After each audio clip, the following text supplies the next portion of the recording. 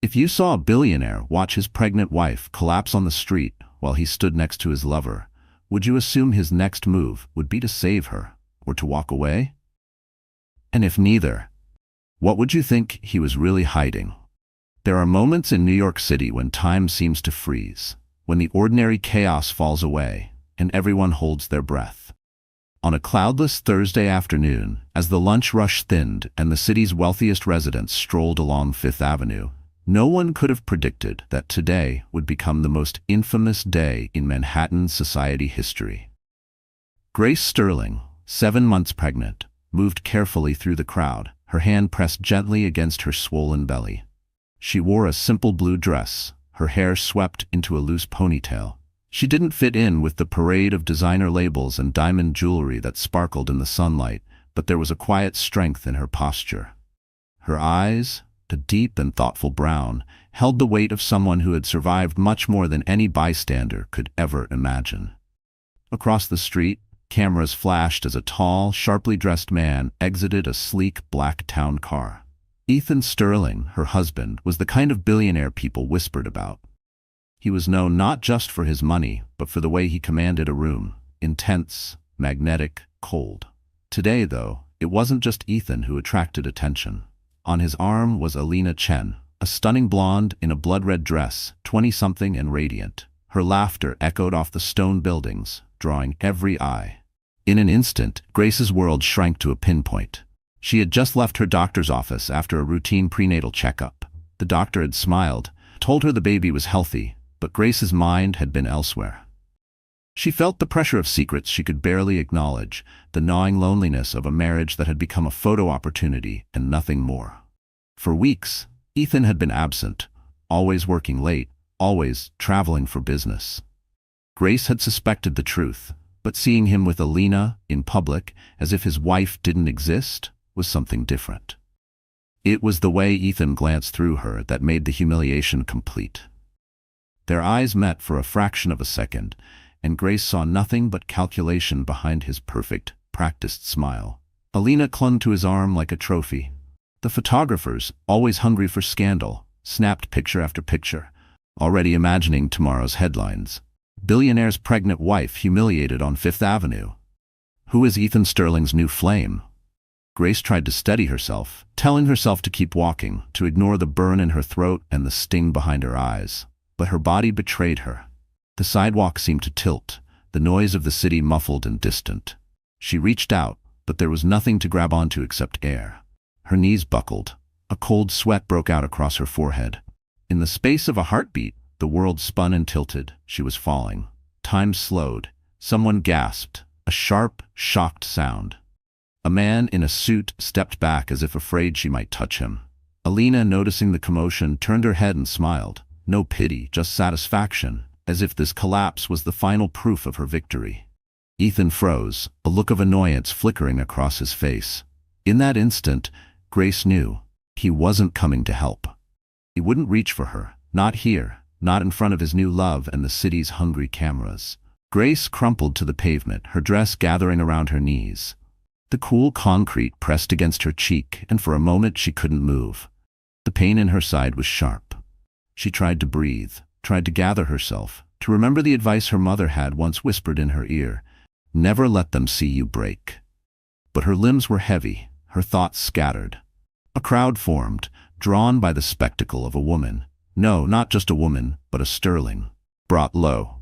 Some reached for their phones, filming. Others whispered, unsure if they should help or just watch.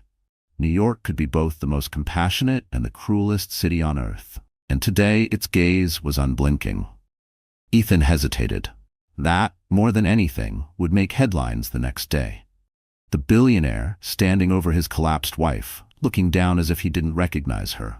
Alina tugged at his sleeve, urging him onward, but for a split second, Ethan's eyes flickered, not with concern, but with calculation. Would helping her damage his image? Would leaving her show strength or weakness? As the city held its breath, a stranger stepped forward. A middle-aged woman in scrubs, her badge reading Mount Sinai Pediatrics. She knelt by Grace's side, blocking the cameras with her body. "Ma'am, can you hear me? Are you in pain?"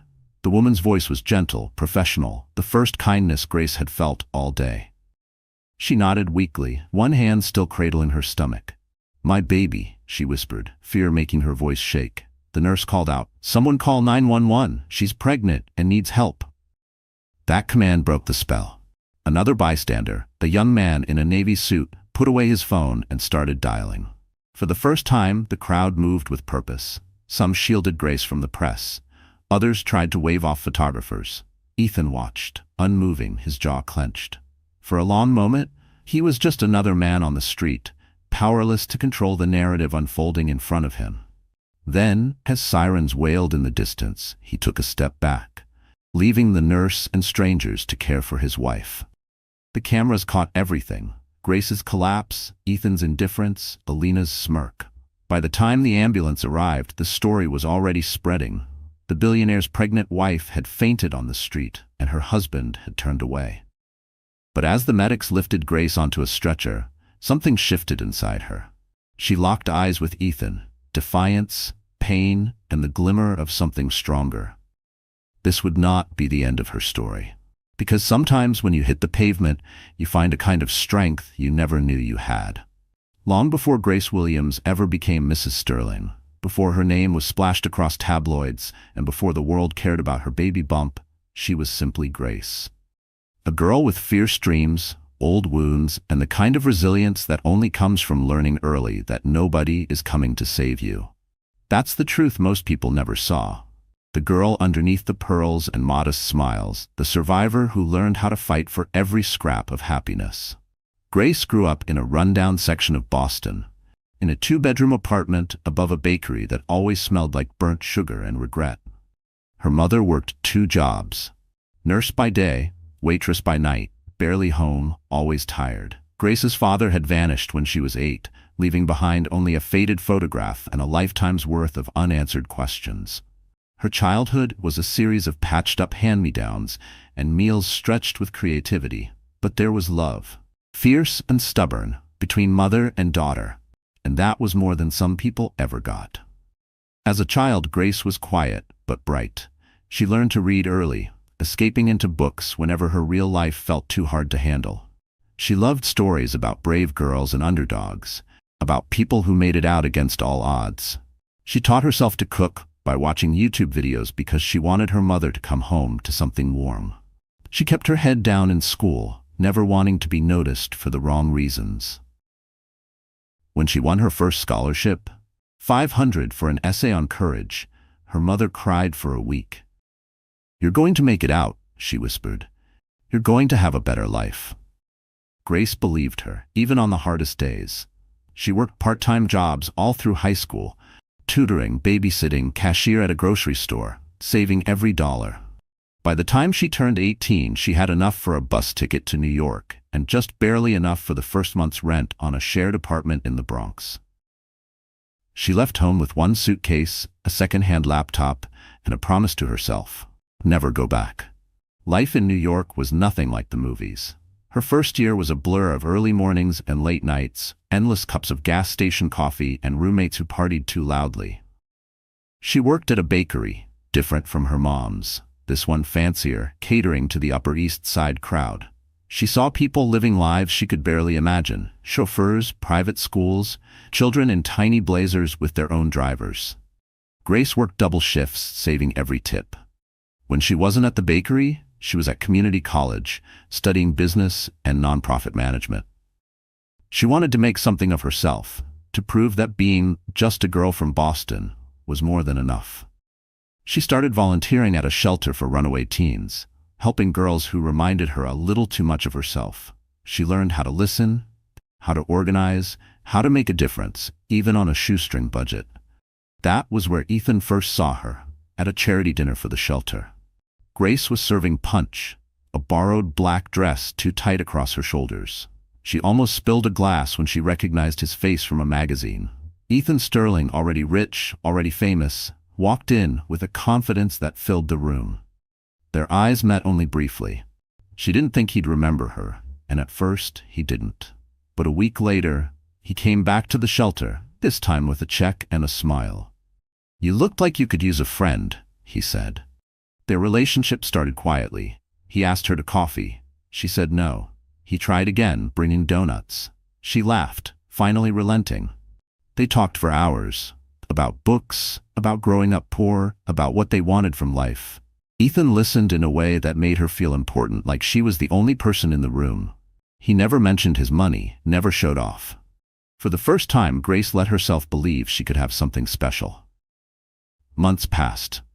The coffee dates became dinners, then weekend trips. Ethan was careful, attentive, almost shy when he was alone with her. He met her mother, charmed her friends, supported her dreams. When he proposed on a snowy night in Central Park, a single rose and a ring that sparkled like hope, Grace thought she'd finally made it. Not just out of Boston, but out of loneliness, out of fear. Marriage brought its own challenges. The press wanted to know everything. "Who is she?" they asked. "Is she after his money?" Grace tried to ignore the whispers, focused on building her nonprofit. She used Ethan's connections to raise funds for foster kids, turning her pain into purpose. The money helped, but Grace never let it define her. She kept her old friends, still cooked dinner herself, still sent half her salary back home to her mother. But the cracks started slowly, almost imperceptibly. Ethan became busier, more distracted. He hired assistants who looked like models, started traveling more for business. At first, Grace trusted him. Why wouldn't she? They had built something together, hadn't they? When she found out she was pregnant, she was terrified but overjoyed. She thought it would bring them closer. She pictured late-night cravings, his hand on her belly, a family. Instead, Ethan pulled away. The loneliness returned, sharper now, because she'd tasted what it was like to be loved. She threw herself into her work, ignoring the warning signs. She tried to convince herself that Ethan was just stressed, that things would get better when the baby came. But as the months passed, his absences grew longer. Her phone filled with photos of him at events, always with Alina. Rumors swirled, but Grace refused to listen. She clung to the hope that the boy from the shelter, the one who brought her donuts, was still in there somewhere. And now, lying in a hospital bed, the sound of her own heartbeat echoing in her ears, Grace remembered every step that brought her here. She was more than the scandal, more than the wife, more than the pain. She was still that girl from Boston, and she still had something left to fight for. Ethan Sterling wasn't just a billionaire. He was Manhattan's most sought-after, most envied, and most hated power player. People said he had a golden touch, but what he really had was a heart honed for winning and a mind made for war. If you searched the city's skyline, you could see his ambition written in glass and steel, his name engraved at the top of more than one tower. His rise was the kind of story the city loved. Son of old money, sure, but he'd tripled the Sterling fortune by 35, outmaneuvering everyone who tried to stand in his way. He didn't think of himself as cruel. He saw himself as efficient. To Ethan, life was a game of chess, and he never hesitated to sacrifice a pawn to protect his king. Everything about him was calculated. The way he smiled for the cameras, the way he paused just long enough at charity galas for the perfect photograph, the way he could charm a room and silence a boardroom with a single look. He wore success like a second skin, but there was always something cold, something unreachable, just beneath the surface. For a time, Grace had been his sanctuary, someone real in a world of deals and power plays. She didn't care about his money. She challenged him, grounded him, made him feel almost normal. But as the years passed and the demands of his empire grew, Ethan found himself drifting. It started with late nights, then long weekends away. The city had a way of swallowing time, and Ethan, ever hungry, let it consume him. Into this world came Alina Chen. At first, she was just another face in the crowd. Young, beautiful, clever, but with an edge that drew him in. She wasn't like Grace, who listened more than she spoke. Alina was fire, all laughter and challenge, a whirlwind of energy. She was the type of woman who knew how to be seen, and she made being with Ethan feel less like a responsibility and more like a thrill. Their affair started as a secret, just as all scandals do. The first encounter was at a black-tie benefit for tech entrepreneurs. Alina, an up-and-coming art gallery curator, caught Ethan's eye from across the room. She was wearing a crimson dress, hair swept back, talking animatedly with a crowd of investors. When she laughed, heads turned. When Ethan introduced himself, she didn't flinch or fawn. She simply asked if he knew anything about Monet. He lied and said yes. She saw through him and laughed again.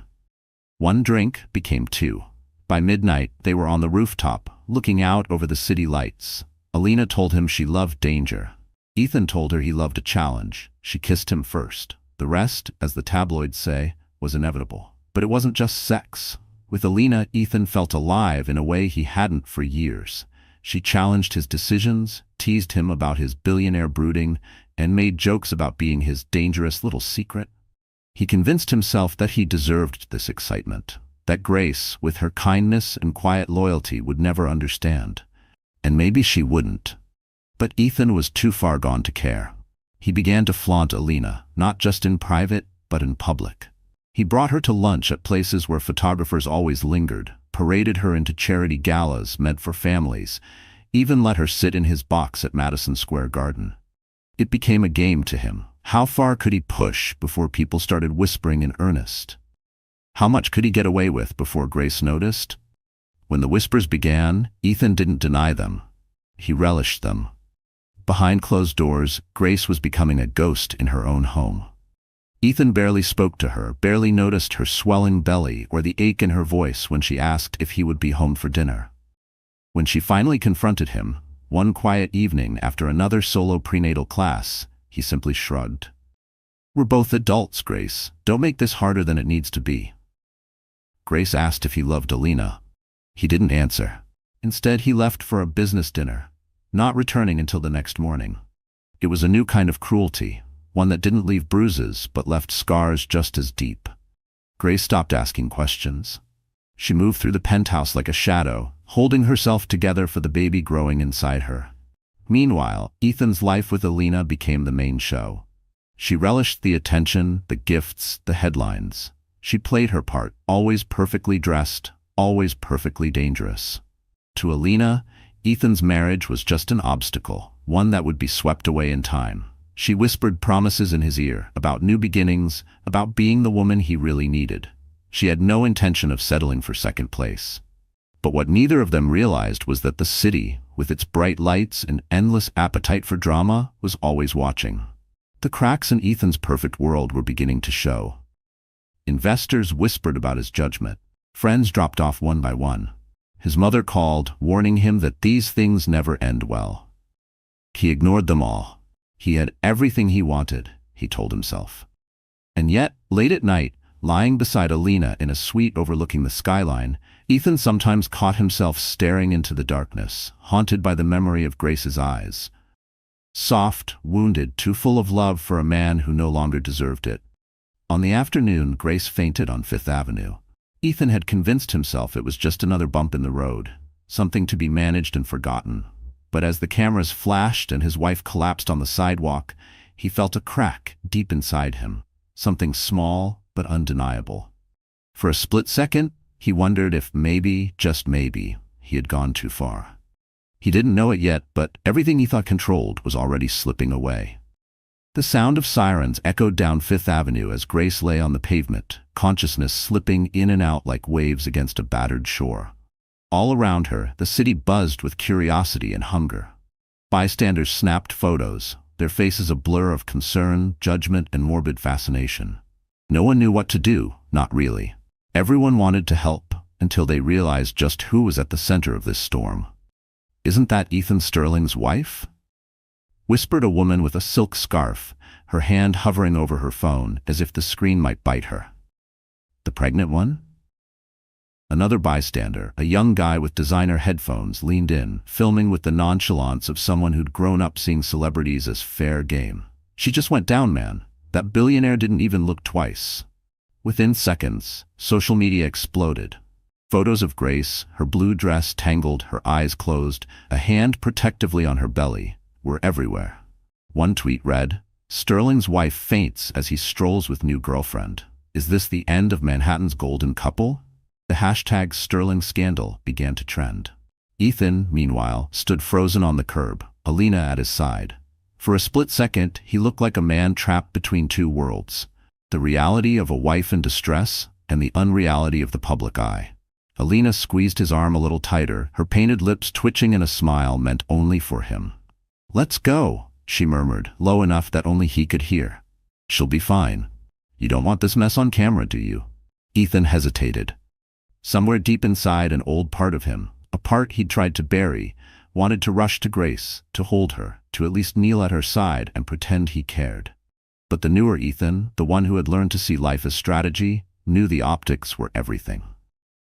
He couldn't risk looking weak, couldn't risk feeding the narrative of the betrayed, desperate husband. That was never his brand. So he chose Alina. He let himself be guided away, sliding into the back seat of his town car as the world's eyes followed him. Grace's name echoed in the city's canyons, first as a whisper, then as a shout. Inside the car, Ethan stared out the window, the city's chaos blurring into a smear of color and light. Alina pulled out her phone, scrolling through the coverage with a giddy excitement. "You're all over page 6, she said, laughing. "They're calling her your tragic wife. Isn't it wild? They'll forget about her in a week. This is New York, Ethan. The world loves a winner." He didn't answer. He couldn't. There was something about the sight of Grace, crumpled, vulnerable, alone, that lingered behind his eyes, even as Alina tried to distract him with kisses and promises. For the first time in months, Ethan felt unsure. Had he really become this man? Was this what winning looked like? Back on the street, Grace's world was reduced to fragments. She heard voices, felt hands lifting her gently onto a stretcher, the metallic tang of oxygen and the relentless click of camera shutters. The nurse from Mount Sinai leaned close, brushing a stray hair from Grace's forehead. "You're safe now. We've got you. Just breathe, sweetheart. Your baby's heartbeat is strong." The ambulance doors slammed shut, muting the outside world. Inside, Grace stared up at the ceiling, her mind racing. All the things she'd wanted to say to Ethan, pleas, accusations, confessions, died on her tongue. For a moment, she let herself mourn. For the man she'd loved, for the family she'd imagined, for the public image she could never control. As the ambulance pulled away, a reporter managed to snap one last photo. Grace's face, pale but defiant, her eyes wide open. The image would make the front page the next morning. But for Grace, the humiliation was complete even before the story broke. She'd been left on the ground, not by a stranger, but by the man who had once promised her the world. At the hospital, doctors ran tests, checked her baby's heartbeat, and assured her she would be fine. "You fainted from a combination of stress and low blood sugar," they told her, voices gentle. "You need rest, support, and less stress." Grace nodded, thanking them. But she barely heard their words. Her phone, resting on the table beside her bed, buzzed endlessly. Friends, family, reporters, even strangers offering support or prying for gossip.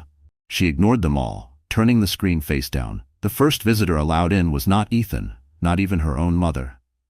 It was a lawyer from the Sterling family office, a man in a gray suit with cold eyes and a folder full of arrangements. He offered her a quiet settlement, a recommendation to keep this private, and a request to refrain from public statements.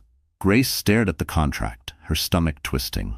She realized finally what Ethan's inaction meant. He wasn't coming. Not today, not ever. She had become a liability, a problem to be solved with money and silence. The woman she'd been, the hopeful wife, the girl from Boston, the dreamer, was gone. All that was left was a mother, a survivor, and a woman whose humiliation had been witnessed by the world. For the first time, Grace didn't cry. Instead, something cold and steady settled inside her. She asked the lawyer to leave. She closed her eyes, thinking of her baby, thinking of the stories she'd once loved. She remembered every time life had tried to break her, and every time she'd gotten back up. This time, the world had seen her fall. Next time, they would see her rise. Night in the hospital was a different kind of quiet, hushed, antiseptic, the hum of machines and the distant shuffle of nurses' shoes. Grace lay awake, eyes fixed on the ceiling tiles, her hand resting protectively on her belly. Every so often, the baby kicked, a flutter that was both comfort and reminder. She was still here. They both were. But the world outside was brutal. The humiliation from Fifth Avenue replayed in her mind in looping, endless detail. The way Ethan had looked at her, the sting of Alina's smirk, the strangers filming as she fell. She had never felt so exposed, so utterly alone. Every headline that flooded her phone the next morning made it worse. Grace Sterling faints in public meltdown. Sterling's wife, victim or problem. Is the Sterling marriage over? Each article twisted the knife deeper, reducing her heartbreak to tabloid fodder. Her mother called, voice trembling. "Grace, baby, please come home. You don't have to do this alone." Grace tried to sound strong, but there was a hollow ache in her voice that wouldn't go away. "I'll be okay, Mom," she lied, forcing a smile. "The doctors say the baby's fine. I just need some rest." She couldn't tell her mother the truth. She couldn't tell anyone. Her only friend left in the city, Janine, a nurse she'd met at a charity gala, back when she was still invited to such things, visited after her shift, bringing coffee and gossip. "You know, people keep asking about you at the hospital. Even Dr. Patel said she saw you on the news. Everyone wants to know if it's really as bad as it looks." Grace forced a laugh. "It's worse," she said, and Janine's face fell. "I'm sorry, Grace. You didn't deserve this. He didn't deserve you." Janine squeezed her hand, warmth in her eyes. "If you want to disappear, just say the word. I'll smuggle you out of here myself." But Grace shook her head. "I can't run. Not now. Not until I know what I'm going to do." That was the truth of it. She had no plan. For the first time in her life, she felt powerless. Her career was on hold, her marriage in ruins, her future uncertain. She replayed Ethan's cold indifference, the settlement offer, and wondered how it had come to this. How had she lost herself? When had she stopped fighting for what she wanted, what she deserved? And then, late that night, her phone vibrated. At first, she ignored it. She couldn't face another headline, another empty message, but something made her reach for it anyway. The screen showed a text from an unknown number. "You're stronger than you think. Don't let them bury you. Call me if you want the truth. A friend." Grace stared at the message, heart pounding. Who would send this? Was it a reporter? A prank? Or something else? She considered ignoring it, but the words clung to her mind. The truth. What truth? She knew about the affair, the betrayal. What more was there to know? She lay awake for hours, mind racing, staring into the dark. The hospital felt colder, emptier. But the message lingered, a splinter of hope, or maybe fear. She pressed a hand to her belly, whispering, "We're going to be okay, little one. I promise." The next morning, Grace was released from the hospital. Janine picked her up, handing her a pair of oversized sunglasses and a scarf. "You look like a movie star in hiding," Janine joked. Grace smiled weakly, grateful for the disguise. Outside, reporters waited, their questions like bullets. "Grace, will you forgive Ethan? Is it true about the divorce? What will you do now?" She said nothing, letting Janine guide her to the car. They drove in silence for a few blocks before Grace spoke. "Do you think people can ever really know each other, Janine? Or do we all just play parts?" Janine's answer was quick. "You know who you are. That's all that matters. You're more than his wife. You're more than any headline. Don't let them make you forget that." Back at her apartment, Grace finally let herself cry. She thought about the girl she used to be, the fighter, the survivor, the one who never let anyone define her. She remembered why she'd fallen in love with Ethan. His kindness, his attention, his belief in her. She remembered the nights they'd planned a future together, before money and power warped everything. She realized, in a flash of clarity, that her story wasn't over. It couldn't be. She still had secrets of her own. There were parts of her past she'd never shared with Ethan, connections she'd made before she became Mrs. Sterling, favors she was owed, people who knew the real Grace. Maybe it was time to remember who she really was. She scrolled through her phone, looking for the anonymous message. Her finger hovered over call. 1,000 doubts rushed in. Was it a trap? Did she even want to know the truth? But something deep inside pushed her forward. The same stubborn spark that had carried her out of Boston, through college, through every setback. She dialed the number. It rang twice before someone answered, a woman's voice, low and confident. "Grace, I was hoping you'd call." Grace swallowed. "Who is this?" A pause. "A friend. Someone who knows what Ethan's really been up to. Someone who wants to help you fight back." 1,000 questions burned on Grace's tongue, but the only one that came out was, "Why?" The woman's answer was immediate. "Because you're not the only one he's hurt, and because women like us, we don't stay down." Grace felt a shiver run through her, half fear, half hope. Maybe she wasn't alone after all. Maybe her story wasn't just about loss, but about finding her voice again. Maybe it was time to fight, not just for herself, but for the life growing inside her. As she ended the call, Grace felt something shift inside her. resolve, cold and sharp like steel forged in fire. Ethan had humiliated her in front of the world, but he had no idea who he was really dealing with. This was just the beginning. Grace Sterling sat alone in her small apartment, sunlight pouring through half-closed blinds, dust motes swirling in the golden air. It was quiet except for the distant hum of city traffic and the tiny, reassuring thump of her baby's heartbeat that she could still almost feel within her. Gone were the reporters outside her door. Gone was the parade of well-meaning but shallow texts from people who had only cared about the Sterling name. In the stillness, Grace realized something. The humiliation, the pain, the isolation, none of it had broken her. Instead, it had burned away the illusions, leaving behind only the truth of who she was. That truth was what the stranger on the phone had spoken to. Grace replayed their conversation in her mind. The voice had been steady, confident, unmistakably female, a woman who had seen the same darkness Grace now faced. "You're not alone," she had said. "He's hurt more people than you know. But I know where the bodies are buried. Are you ready to fight back?" At first, Grace had hesitated. Was she really ready for war? All her life, she had avoided confrontation, choosing peace over pride, forgiveness over vengeance. But now, looking at her reflection in the apartment window, she barely recognized the woman staring back.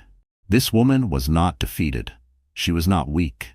She was a mother, a survivor, and somewhere deep down, she was still a fighter. Grace made her decision. She texted the stranger, whose name she soon learned was Rebecca Tran. Rebecca had once worked for Ethan, a senior analyst at Sterling Tech, smart and fearless. She had been forced out when she threatened to expose financial irregularities, blacklisted in her industry by Ethan's ruthless PR team. "I lost everything because I wouldn't play along," Rebecca explained over coffee in a quiet Brooklyn cafe. "I've watched him destroy people's lives. I wasn't the first, and you weren't the last. But together, we might be the end." For the next week, Grace and Rebecca became allies, then friends. Rebecca showed Grace how to gather evidence: emails, bank statements, contracts hidden under dummy corporations. Grace realized she still had connections. Her old college roommate worked in city government. A donor from her nonprofit days ran a successful cybersecurity firm. She called in every favor, cashed every chip she had left. Slowly, a plan took shape. Grace didn't want money. She wanted freedom, and more than that, she wanted the truth to come out. With Rebecca's help, she built a case that would not only destroy Ethan's image, but protect herself and her unborn child. They documented everything: evidence of affairs, fraud, illegal lobbying. They collected screenshots, made copies, stored digital files off-site in case anything mysterious happened to Grace's apartment.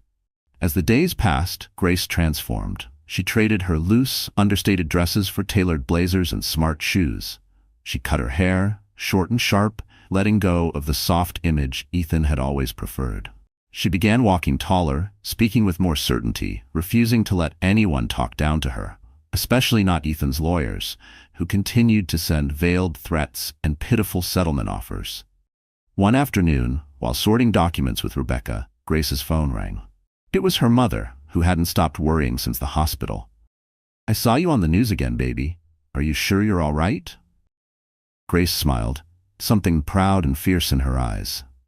"I'm okay, Mom. Actually, I think I'm better than okay.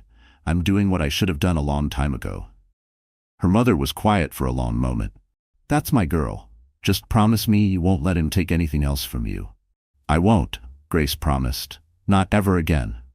Meanwhile, Ethan was beginning to sense that something was wrong. Alina, once endlessly supportive, became impatient and jealous as public sympathy shifted to Grace. Investors began asking questions about the scandal. The board of Sterling Tech requested a private meeting.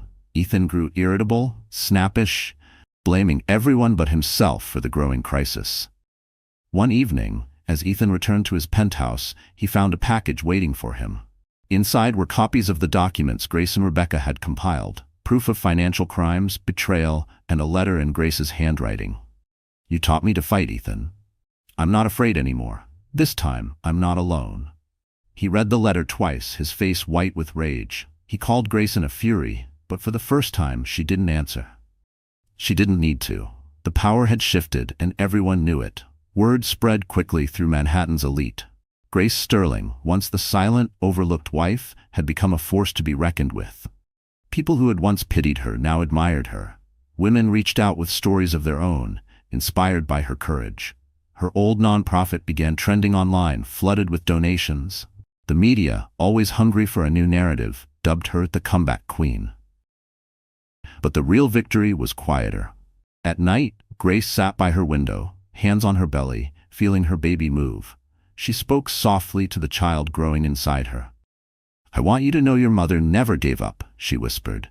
"No matter what happened, I found a way to stand up again."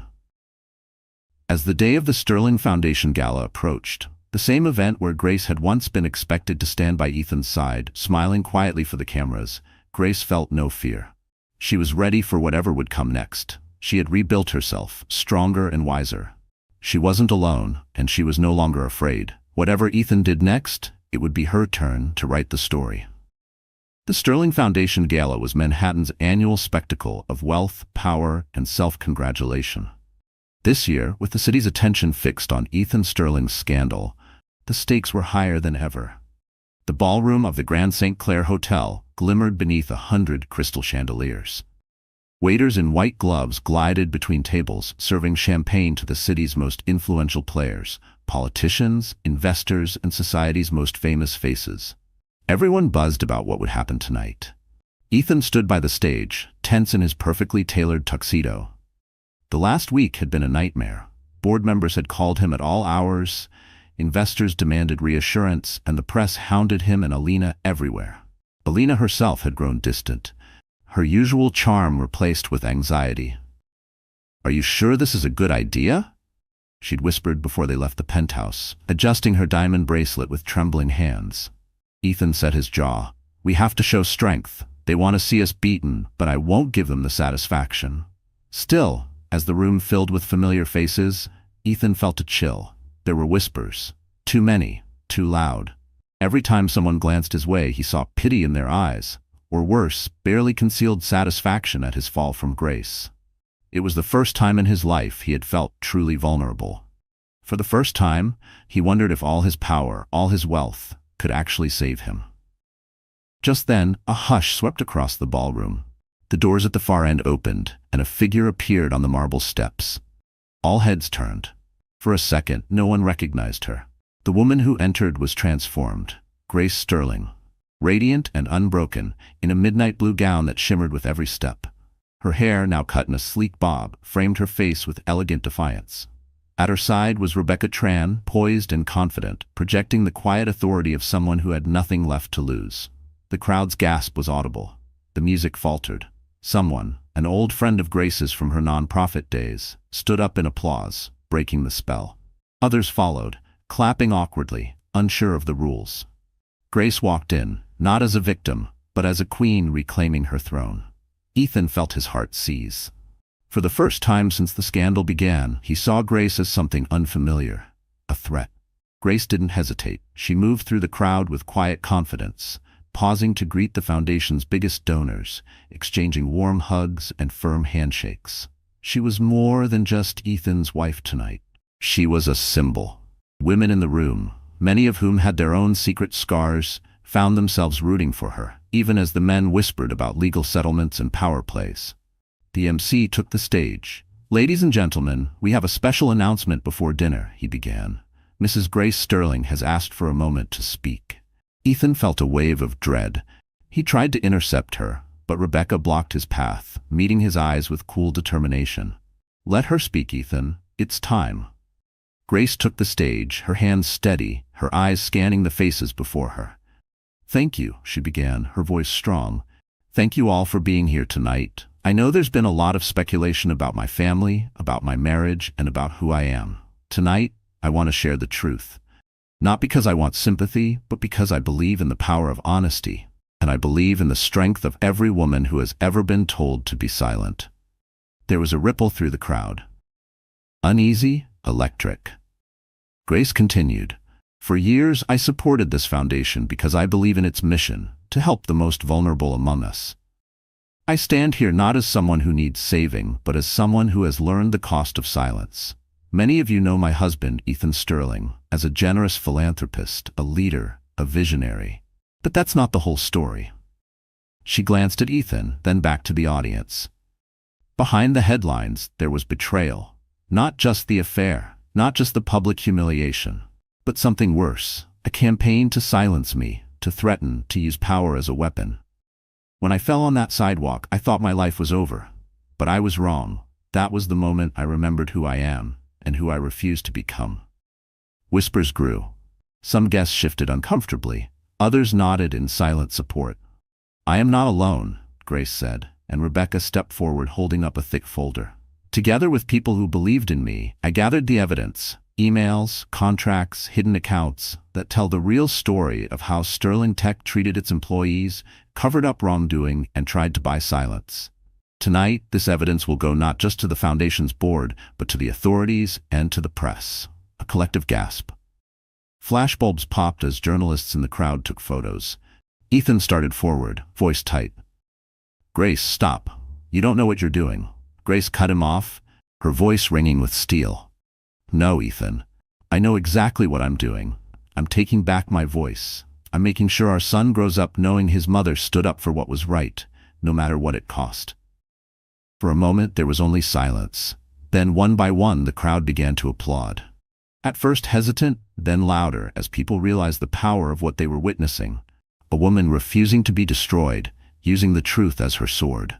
Alina, standing alone at the back, melted away, her face pale, realizing the game was over. Ethan stared at Grace, a mix of rage and regret battling in his eyes. But he knew, in that instant, that he had lost. Not just his reputation or his company, but the one person who had ever truly loved him. As the applause thundered through the ballroom, Grace stepped down, meeting Rebecca's embrace. For the first time, she felt free. The morning after the gala, New York awoke to a city transformed. News of Grace Sterling's public stand dominated headlines and talk shows, filling screens with images of her poised, defiant face. The words she'd spoken, about betrayal, power, and refusing to be silent, spread like wildfire, sparking conversations in offices, coffee shops, and homes. "Did you hear what she did?"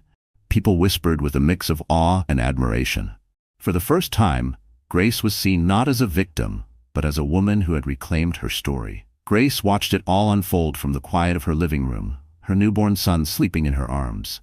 The apartment was small, but filled with warmth and light, a far cry from the cold luxury of the Sterling penthouse. Sunlight played on the walls as she rocked her baby, the world's noise softened by the gentle rhythm of his breath. She had lost almost everything in material terms, but in her heart, she felt richer than she ever had in her entire life. Rebecca came by, her arms full of fresh flowers and newspapers. "You're everywhere, you know," she teased, dropping onto the couch.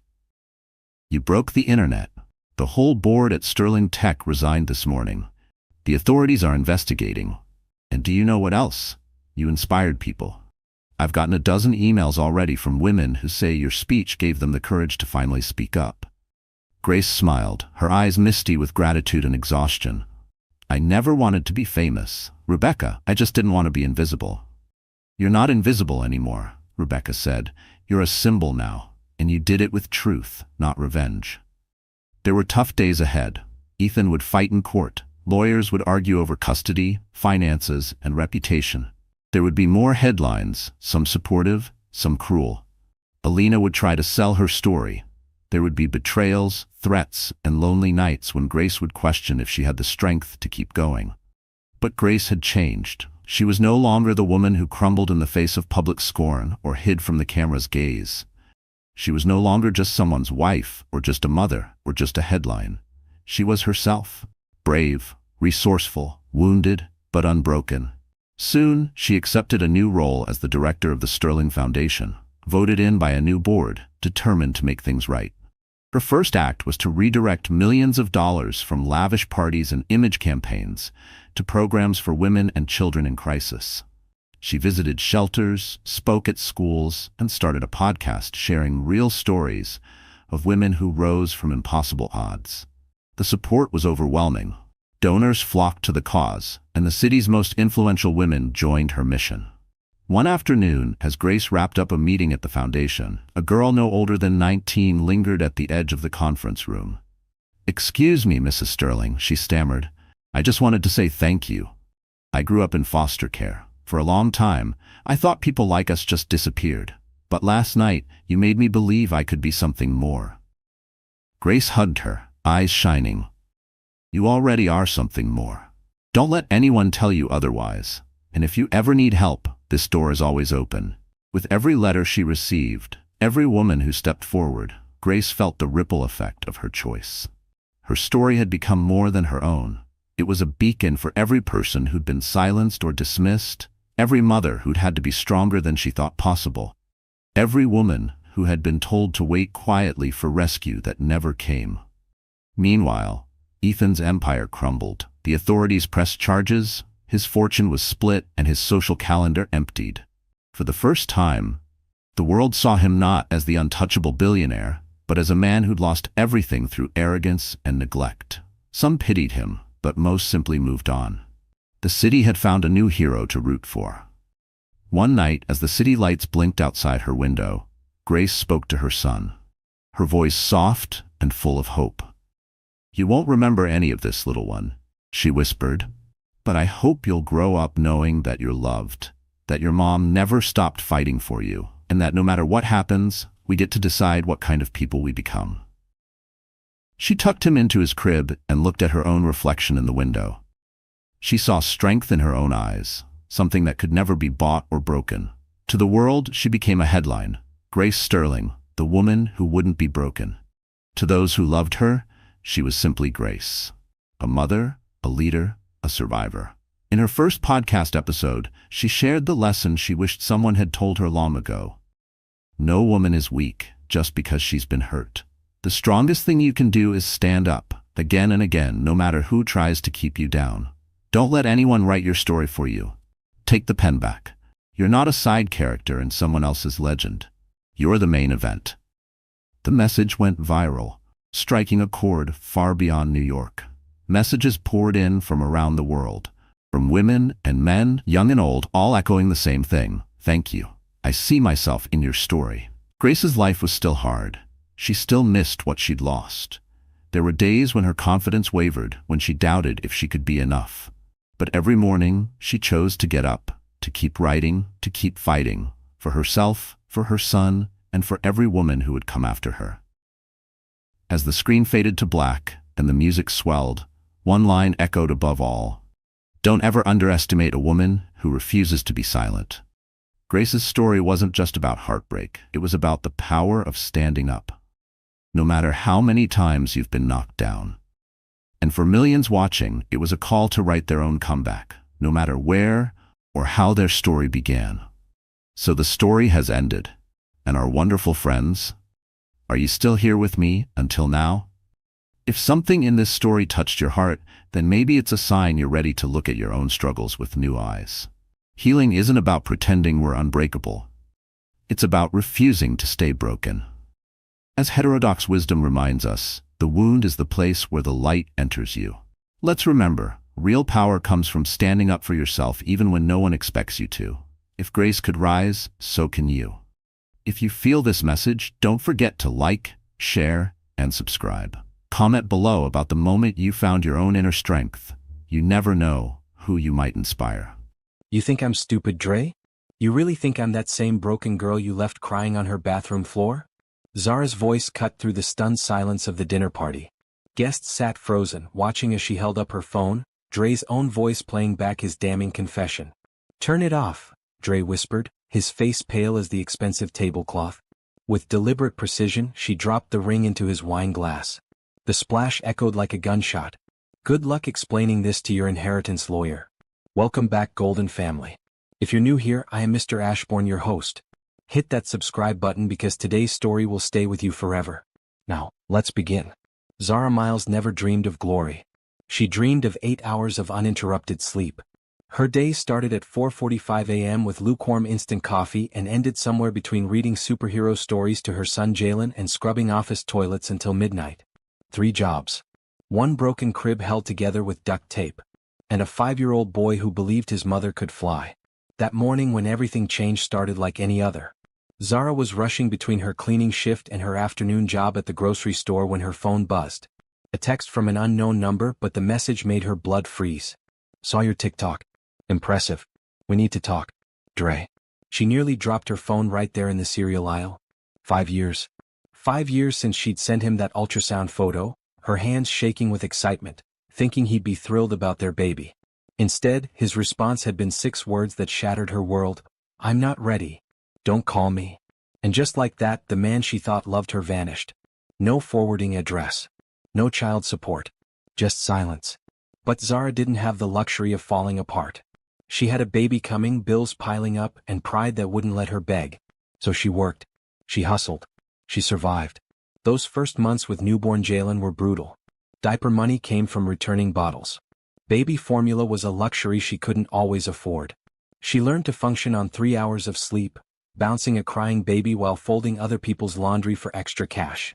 When Jalen started asking questions, they broke her heart every time. Mommy, why doesn't my daddy live with us? He'd ask, his big brown eyes so innocent, so trusting. Because, she'd tell him, smoothing his hair, some people aren't ready to be the heroes we need them to be. But you and me? We're a pretty great team. If you've ever been a single parent carrying the weight of the world, drop a heart in the comments. You're stronger than you know. The turning point came when Jalen was 4. Zara had developed a side hustle painting custom sneakers during her bus rides between jobs. Nothing fancy, just hand-painted designs she sold online for $20 a pair. It barely covered groceries, but it was something that was hers. One evening, exhausted after a double shift, she posted a video of herself painting a pair of Air Force Ones with a galaxy design. Jalen was in the background, chattering about space adventures while she worked by lamplight in their tiny apartment. The video exploded overnight. A celebrity stylist reposted it. Orders flooded in. Suddenly, her small life stretched wider than she'd ever imagined possible. Within months, they moved from the cramped one-bedroom to a real apartment with space for Jalen to run around. He got his own room, painted with cartoon murals they designed together. She rented a small studio space, painted the walls teal because it was Jalen's favorite color, and for the first time in 5 years, Zara Miles could breathe. Look, Mommy, Jalen would say, spinning in circles in her new studio. We're rich. She'd laugh, pulling him into her arms. We're not rich, baby. We're free. And she was. Free from the constant panic about rent. Free from choosing between electricity and groceries. Free from the weight of wondering if she was enough for her son. That's when Dre decided to come back. She was wrapping up a sneaker order, adding finishing touches to a custom design, when she looked up and saw him through the studio window. Standing there in a crisp gray suit that probably cost more than her monthly rent, holding a bouquet of roses and a small velvet box. Her hands stopped moving. Her brush hovered over the canvas. For a moment she thought she was hallucinating from paint fumes. He knocked on the glass door, that familiar smile spreading across his face. The same smile that used to make her forget her own name. Zara set down her brush and walked to the door, her heart hammering against her ribs. Not butterflies. Pure acid. She opened the door but didn't step aside. Thought I saw a ghost. Zara. His voice was deeper now, more confident. You look incredible. She studied his face, looking for the boy who used to make her laugh until her sides hurt. What do you want, Dre? He held up the roses, the velvet box. I want to make things right. I made mistakes, but I'm here now. I want to be a father. A man you can count on. The words hung in the air between them. She stared at that little box, wondering what kind of ring was inside. Wondering if it was expensive enough to make up for 5 years of silence. You want a medal or a second chance? She asked. A family, he said. The way it should have been. She laughed once, sharp and cold. You're 5 years and 10,000 diapers too late. But she didn't slam the door. Something in his eyes looked different. Desperate maybe. Genuine possibly. And despite everything, a tiny part of her wondered what if. Here's what I want to know. Would you give someone a second chance after they abandoned you when you needed them most? Let me know in the comments, because Zara's decision is about to change everything. Against every instinct screaming at her to walk away, she let him back in. Not into her heart, that door had locks on it now. But into Jalen's life, because maybe, just maybe, her son deserved the chance to know his father. Dre took Jalen to the arcade that first weekend. Bought him sneakers that cost more than Zara's monthly grocery budget. Took him to fancy restaurants where Jalen ordered chicken nuggets off the kids' menu and left half of them uneaten. Did you have fun with your dad? She'd ask when Jalen came home high on sugar and new toys. Yeah. Jalen would beam. He's really cool, Mommy. He has a fancy car and everything. Cool. Not safe. Not consistent. Cool. But kids don't carry grudges the way adults do. Jalen was just happy to have someone who called himself daddy showing up with presents and promises. Zara watched closely. She noticed things. The way Dre checked his phone constantly during their outings. How he forgot Jalen's teacher's name after meeting her 3 times. The fact that he'd never once asked about Jalen's favorite foods, his bedtime routine, or whether he was afraid of thunderstorms. He sent money once. A single payment of $500 with a note that said, "For the little man." Like $500 could cover 5 years of everything. Something was itching beneath the surface of this reunion. Something that didn't feel right. But Zara had learned to trust her instincts, and her instincts were telling her that Dre Mitchell hadn't come back for love. He'd come back for weekend daddy with expensive toys and empty promises. There was another man in Jalen's life. A man who'd been there all along, steady as sunrise, quiet as prayer. Malik Johnson owned the barbershop 3 blocks from Zara's old apartment.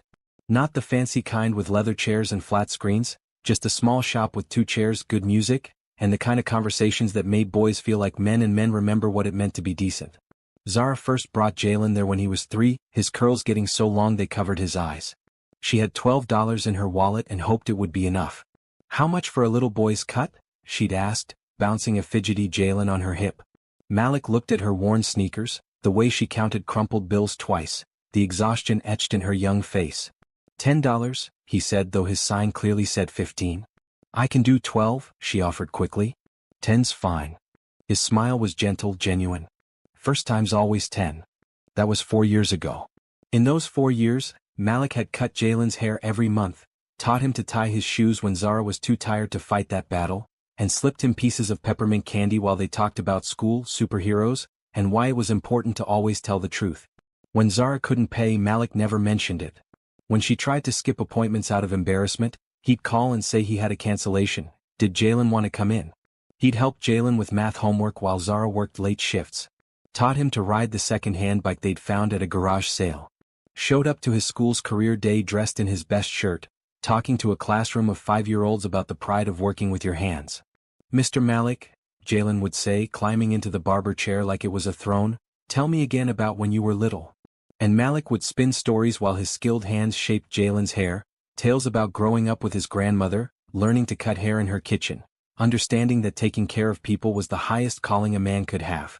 Zara would watch from the corner chair, pretending to scroll through her phone but really studying the way Malik's eyes crinkled when he laughed at Jalen's jokes. The patience he showed when Jalen squirmed or asked the same question 5 times. The way he remembered that Jalen hated getting hair in his ears and always cleaned them extra carefully. This was what love looked like, she realized. Not grand gestures or expensive gifts. Just showing up. Every single time. When Zara's sneaker business started taking off, she tried to pay Malik extra. "For all those times I couldn't afford it," she explained. He waved her money away. "That little boy's got spirit. You don't charge for spirit." But the dynamic between them was shifting. Zara found herself lingering after Jalen's appointments, talking about everything and nothing. Malik would offer her coffee from the machine in the back, and they'd sit in comfortable silence while Jalen played with the toy cars Malik kept in a box just for him. "You're doing good with him," Malik told her one afternoon, watching Jalen carefully sweep up hair clippings without being asked. "Really good. Some days I feel like I'm drowning," she admitted. "Like I'm not enough." "You know what enough looks like?"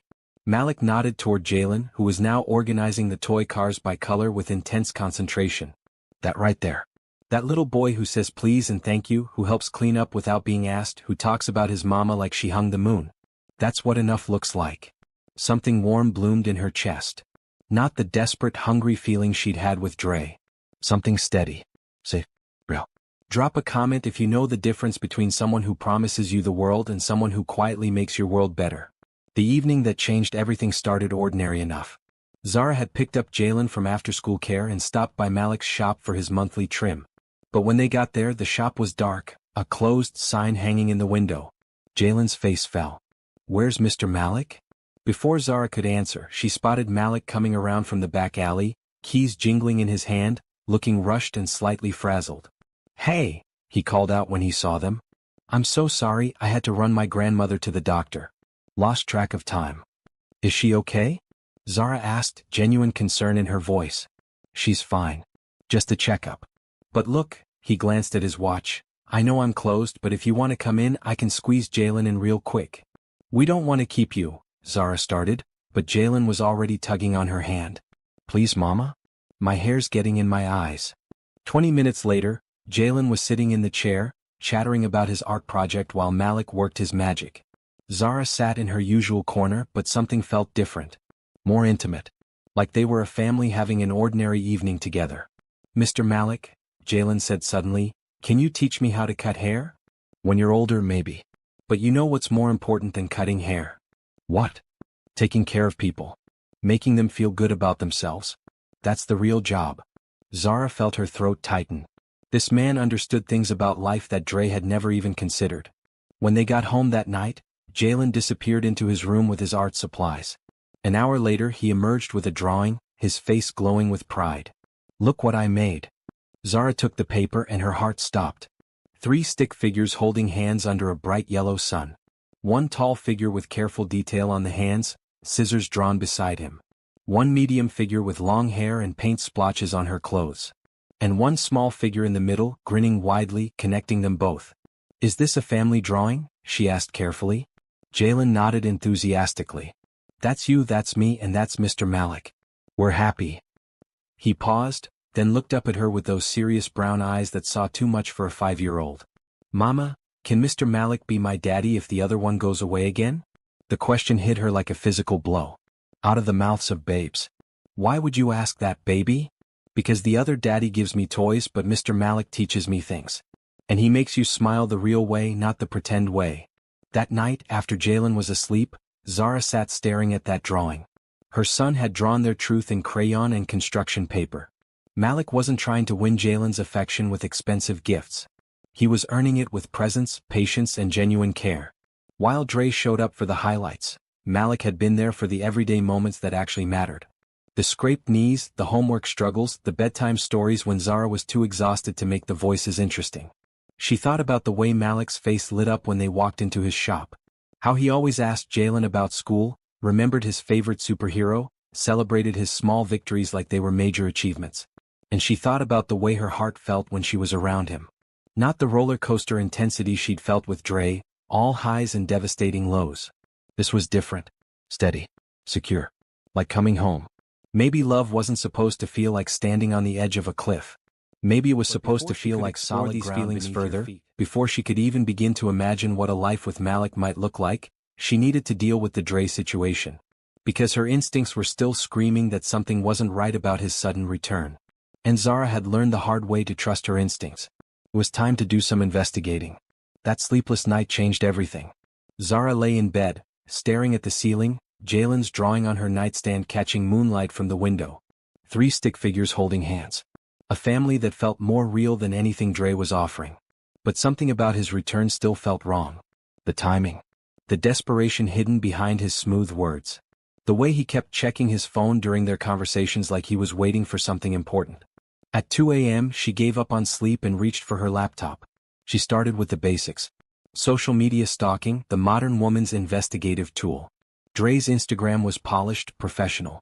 Photos of him in expensive suits, business meetings, charity events. The life of a successful man who definitely didn't look like someone who needed to come crawling back to his baby mama for love. His LinkedIn was even more interesting. Investment advisor at Mitchell Family Trust. Family Trust. That was new. She dug deeper, following digital breadcrumbs through Google searches, business registries, financial blogs. And then, buried in the 3rd page of search results, she found it. An article from a financial website dated just 6 months ago. The Mitchell Trust, Inheritance Rules Tighten for Unwed Heirs. Her hands trembled as she clicked the link. The Mitchell Family Trust, valued at approximately $12 million, has updated its distribution requirements following the death of patriarch Robert Mitchell. New stipulations require heirs to demonstrate stable family structures and active guardianship of legitimate offspring to access their full inheritance portions. Single or childless heirs will receive reduced distributions, while those who can prove family stability will be eligible for the complete $5 million individual allocation. The laptop screen blurred as tears of rage filled her eyes. $5 million. That's what her heart was worth to him. That's what Jalen's childhood was worth. She read the article 3 times, each pass making her angrier. The timing made perfect sense now. His grandfather dies, leaves specific requirements for inheritance, and suddenly Dre remembers he has a son and a baby mama who's doing well for herself. He didn't want them back. He wanted them as props in his inheritance performance. Her phone buzzed with a text. From Dre. Can we talk tomorrow? About us. About our future. Our future. She wanted to throw the phone across the room. Instead, she screenshot the article and sat there in the dark, plotting. The next morning, she called in sick to her part-time job and dropped Jalen off at school with a kiss and a promise to pick him up early. Then she drove straight to Malik's barbershop. He was sweeping when she walked in, the morning light catching the silver threads in his beard that made him look distinguished rather than old. "We're not open yet," he said without looking up, then raised his head and smiled when he saw her. "Oh, hey Zara. Everything okay? You look—" "I need your help," she said without preamble. "Not as a friend. Not as, whatever we are. As a witness." Malik set down his broom and gave her his complete attention. "What kind of witness?" She pulled out her phone, showed him the article. Watched his expression change from confusion to understanding to pure disgust. $5 million, he said quietly. $5 million, she confirmed. "He didn't come back for love, Malik. He came back for money. My son is just his ticket to an inheritance. What do you need me to do?" God, she loved how he didn't hesitate. Didn't ask if she was sure, didn't suggest maybe there was another explanation. He just asked how he could help. "I need receipts," she said. "Documentation. Evidence. I want to expose him, but I need proof that will stick." Malik nodded slowly. "You want to set him up. I want the truth. And I want him to face consequences for lying to my son." They spent the morning strategizing. Malik closed the shop and they went to a coffee shop where they could spread out papers and plan properly. "First, we document everything," Malik said, pulling out a small notebook. "Every interaction, every promise he makes and breaks. Every time he prioritizes his phone over Jalen. I've been mentally keeping track, but you're right. I need it written down. Second, we get him talking. On record." Zara raised an eyebrow. "You mean secretly record him?" "I mean we get him comfortable enough to tell the truth. Men like that, they can't help bragging when they think they're winning. Here's what I want to know. When someone betrays your trust, do you confront them directly or do you gather evidence first? Let me know in the comments." Over the next 2 weeks, Zara became a different kind of mother. Still loving, still present for Jalen, but now she was also a detective building a case. She documented everything. The time Dre showed up 20 minutes late to pick up Jalen, claiming traffic when his Instagram story showed him at a restaurant across town. The school art show he missed because of a business emergency that was actually a golf game with clients. The way he forgot that Jalen was allergic to strawberries and bought him a strawberry milkshake. Malik helped her create a timeline, teaching her to be methodical, thorough. He'd grown up with a grandmother who worked as a paralegal, and he understood the importance of documentation. "Don't let emotion cloud the evidence," he told her one evening as they sat in his shop after hours, papers spread across the counter. "The facts will speak louder than your anger." But it was hard not to be emotional when she watched Jalen's face light up every time Dre texted, only to dim when another promise got broken. "Is my daddy coming to my soccer game?" Jalen asked one Thursday night. "He said he'd try, baby. But will he really come?" The doubt in her 5-year-old's voice broke her heart.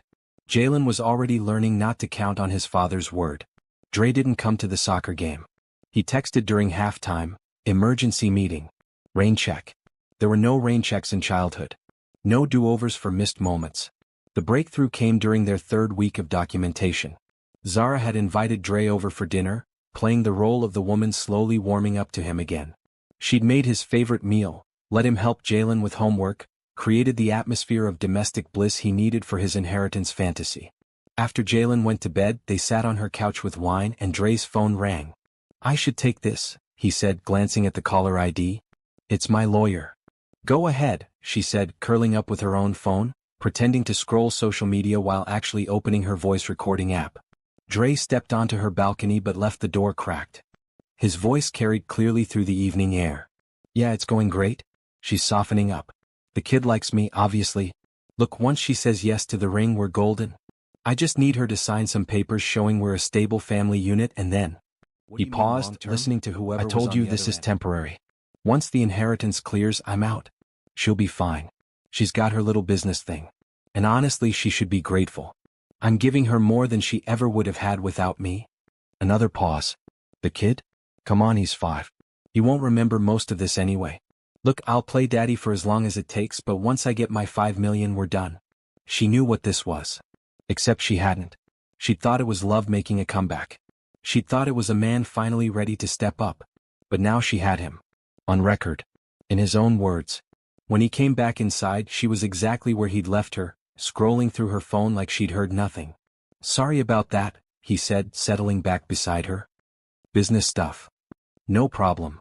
She smiled, the same warm smile she'd been practicing for weeks. So, about that ring you mentioned? His whole face lit up. You're ready to talk about it? I think so. But I want to do this right, you know? For Jalen. If we're going to be a family, it has to be real. It will be, he said, taking her hand. I promise. Promise. The word tasted like ash in the air between them. That night after he left, Zara called Malik. I got it, she said simply. The recording? Every word. Him talking to his lawyer about playing daddy until he gets his money. There was silence on the other end of the line. Malik? You there? I'm here. I'm sorry, Zara. I'm sorry he's not the man you hoped he could be. I'm not sorry, she said, surprising herself. I'm grateful. Because now I know exactly who he is. And I know exactly what I'm going to do about it. What's the plan? She looked at Jalen's family drawing on her refrigerator, the 3 stick figures holding hands under that bright yellow sun. I'm going to give him exactly what he's asking for. A family dinner. With all our closest friends and family. A celebration. And then I'm going to show everyone exactly what kind of man Dre Mitchell really is. Planning the perfect takedown required the same attention to detail Zara put into her custom sneaker designs. Every element had to be precisely placed, every timing calculated, every guest strategically chosen. She spent 3 days crafting the perfect text to Dre. I've been thinking about what you said. About us. About being a real family. I want to celebrate this new beginning properly. Dinner party Saturday night. Just close friends and family. Wear that gray suit, you look incredible in it. His response came back in minutes. Yes. This is exactly what we need. I love you, Z. Well, she stared at that word on her screen, feeling nothing but cold satisfaction. Soon, everyone would know exactly what Dre's version of love looked like. The guest list was crucial. Her sister Maya, who'd held her while she cried through those first months as a single mother. Her best friend Carmen, who'd helped her move apartments 6 times in 5 years, always chasing cheaper rent. Malik, of course, because Jalen insisted Mr. Malik had to come to any family party. Her neighbor Mrs. Chin, who'd babysat Jalen for free countless times. And her cousin James, who worked in video production and would be handling the technical elements of the evening. You sure about this? Maya asked while they set up the dining room Saturday afternoon. This feels like it could blow up in your face. It's already blown up, Zara replied, adjusting the placement of the projector James had helped her install. I'm just making sure everyone sees the debris. Malik arrived early as she'd known he would, carrying a bouquet of sunflowers for her and a new superhero action figure for Jalen. You don't have to give him presents every time you come over, she said, but her heart warmed at the gesture. This was what consistency looked like.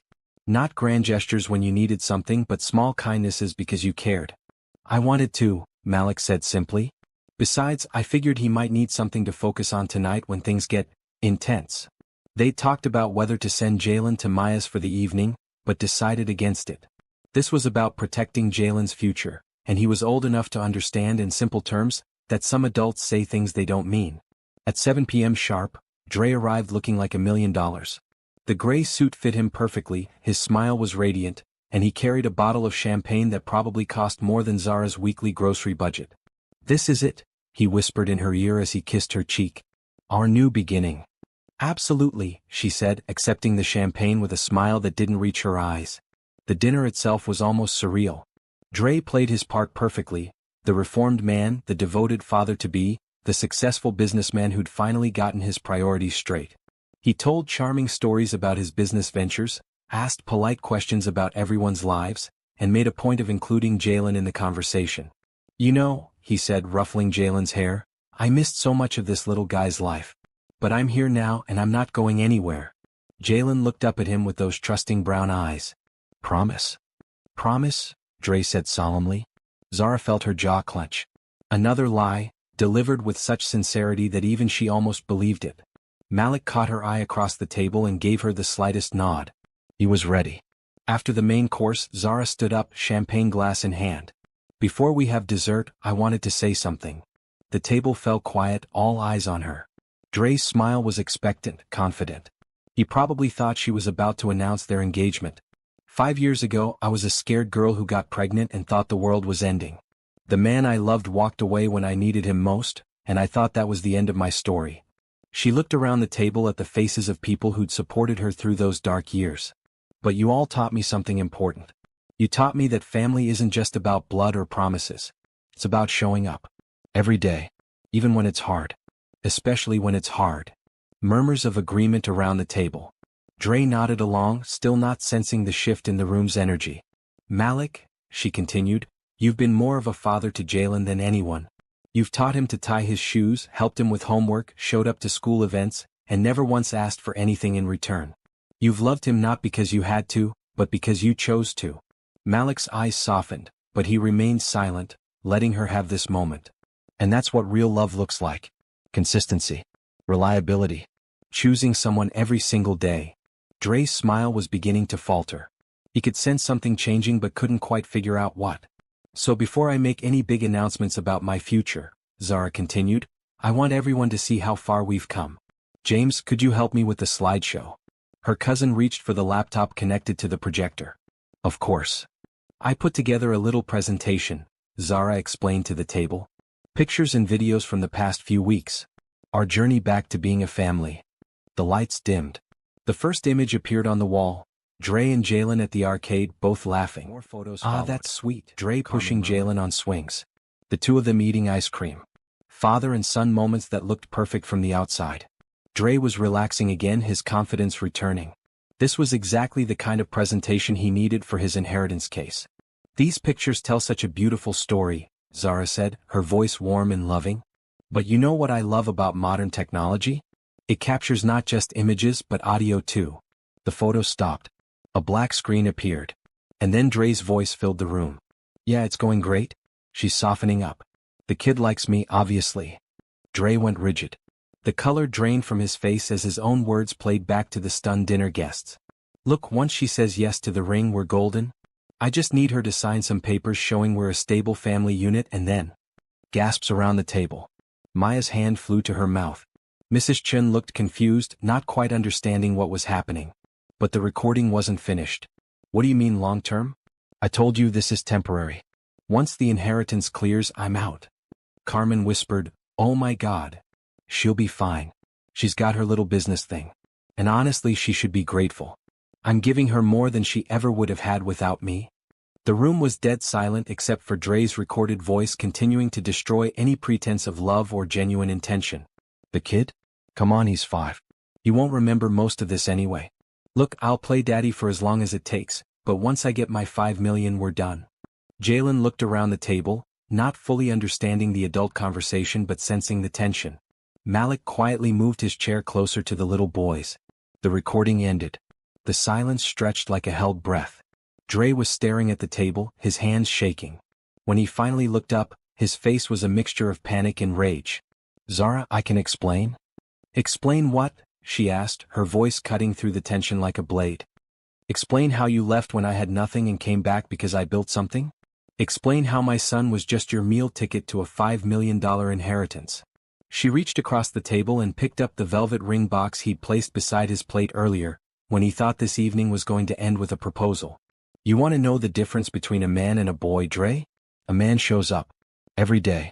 Not just when there's money involved. She opened the box, looked at the diamond ring inside, then snapped it shut.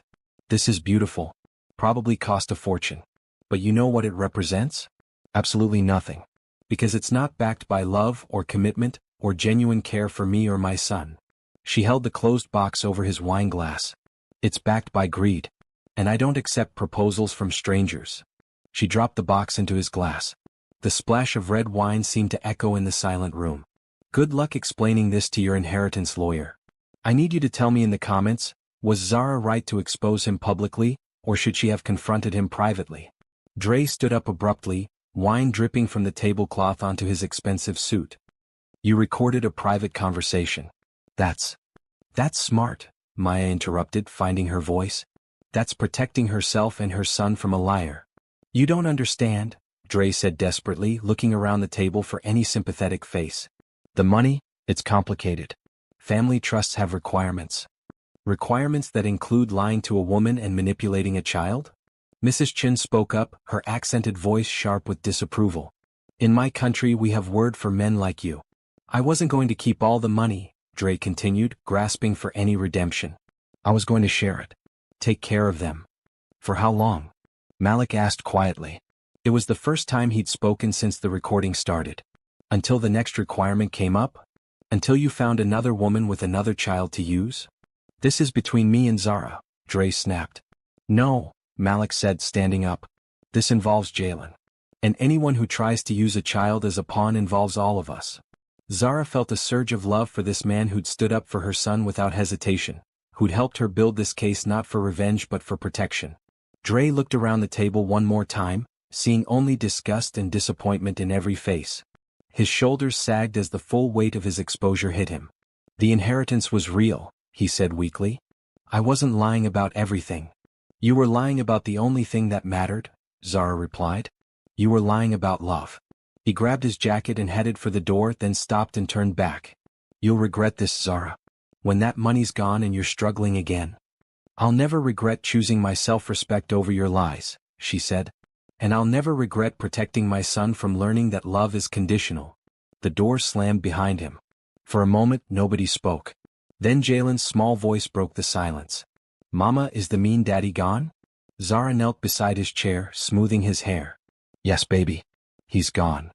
Good, Jalen said matter-of-factly. Can Mr. Malik still come to my soccer game next week? The table erupted in laughter, the kind of relief-filled laughter that follows crisis and catharsis. Wouldn't miss it, Malik said, reaching over to squeeze Jalen's hand. And just like that, the evening shifted from confrontation to celebration. Not of an engagement or a reunion, but of truth, authenticity, and the kind of love that doesn't come with conditions or expiration dates. The video of Dre's humiliation at the dinner party didn't just go viral, it became a movement. Women across social media shared their own stories of manipulation, of men who returned with empty promises, of the strength it takes to choose yourself over someone else's convenience. Zara's phone buzzed constantly with interview requests, brand partnerships, and messages of support. But this time the attention felt different. She wasn't just famous for her art anymore, she was celebrated for her backbone. You really did that, Malik said, scrolling through the comments on her phone as they sat in his barbershop after hours, Jalen asleep in the back room. Look at this, Zara Mitchell showed us what self-respect looks like. This is how you handle a man who thinks you're disposable. Queen energy. Zara leaned against his chest, feeling lighter than she had in months. I can't believe I almost fell for it again. But you didn't, Malik reminded her, his fingers tracing gentle patterns on her arm. When it mattered most, you trusted yourself. 3 weeks had passed since the dinner party, and Dre had finally stopped calling. His last attempt had been a desperate voicemail claiming he really did love her, and that the money wasn't everything. But Zara deleted it without listening to the end. Some lies weren't worth the time it took to hear them. The inheritance drama had resolved itself when Zara contacted the Mitchell Trust lawyers directly. Turned out, Dre's claim had been fraudulent from the start. There was no distant relative, no mysterious inheritance. Just another lie in a lifetime of them. The lawyers thanked Zara for bringing the attempted fraud to their attention and assured her that Dre would face appropriate consequences. Jalen burst through the barbershop door, waving a new picture. This one showed 3 figures holding hands in front of a house. A woman with wild curly hair, a man with kind eyes, and a small boy in the middle. Above them he'd written "My Family" in crooked letters. Zara's heart swelled as she studied the drawing. Tell me about it, baby. That's you and that's Malik and that's me, Jalen explained, pointing to each figure. And see? We're all holding hands because we love each other every day, not just sometimes. Malik caught Zara's eye over Jalen's head, and she saw her own emotions reflected there. Wonder, gratitude, and something deeper that she was finally ready to name. Later that night, after tucking Jalen into bed in Malik's apartment, they'd been staying there more nights than not, Zara found herself studying her reflection in the bathroom mirror. The woman looking back at her was different from the one who'd answered her door to Dre's grand gesture. This woman's eyes held certainty instead of confusion, strength instead of hope tinged with desperation. "You know what the best part is?" she said when Malik appeared in the doorway. "What's that?" "I don't need you," she said, then smiled at his raised eyebrow. "I mean, I don't need you to save me or complete me or fix anything broken. I need you because I choose you. Because you've been showing up, not showing off." Malik stepped closer, cupping her face in his hands. "I choose you too, Zara. Every day. You and Jalen both. Even when I'm stubborn? Especially then. Even when I make viral videos calling out my ex? Baby, that video was the hottest thing you've ever done," he laughed. "Watching you stand in your power like that? I was ready to propose on the spot." The word, propose, hung in the air between them, and Zara felt her pulse quicken. But this time, the flutter in her stomach was excitement, not anxiety. This time, she knew the difference between a man who loved her and a man who needed her for something. "One day," Malik said softly as if reading her thoughts. "When you're ready. When we're ready. No games, no schemes, no ulterior motives. Just us." "Just us," Zara repeated, and for the first time in years the future felt like a promise instead of a question mark. As they settled into bed, Zara thought about the lessons she'd learned through all of this chaos. Revenge wasn't about destruction, it was about resilience. It wasn't about making someone else pay, it was about refusing to pay for someone else's lies with your own peace of mind.